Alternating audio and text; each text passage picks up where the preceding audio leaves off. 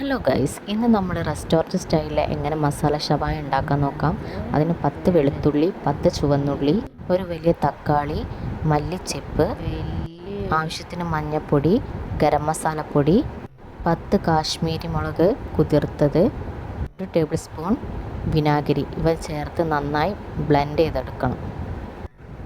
Blend ചെയ്തതിന് ശേഷം നമ്മൾ വലിയ പീസുകളാക്കി വെച്ച ചിക്കനിലേക്ക് ഈ മസാല ചേർക്കണം. മസാല ഷവായയ്ക്ക് വലിയ ചിക്കൻ പീസുകളാണ് നമുക്ക് ആവശ്യം.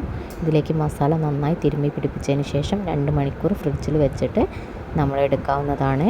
ഇനി ശേഷം നമ്മൾ കുക്കറിലേക്ക് ഈ പീസുകൾ വെച്ച് ഒരൊറ്റ വിസിലടുപ്പിക്കണം.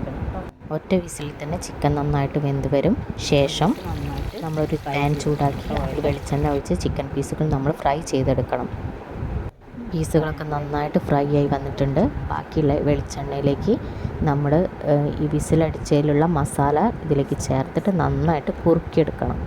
നന്നായിട്ട് തന്നെ ഇത് കുറുകി വരണം. മസാല നന്നായി കുറുകി വരുമ്പോൾ നമുക്ക് ചിക്കൻ പീസുകൾ ചേർത്ത് കൊടുക്കാം. ആവശ്യമുണ്ടെങ്കിൽ ഉപ്പും ചേർക്കാം. നമ്മൾ മസാല തേക്കുമ്പോൾ ഉപ്പ് ചേർത്തിട്ടുണ്ട്, അത് ഞാൻ പറയാൻ വിട്ടുപോയതാണ്.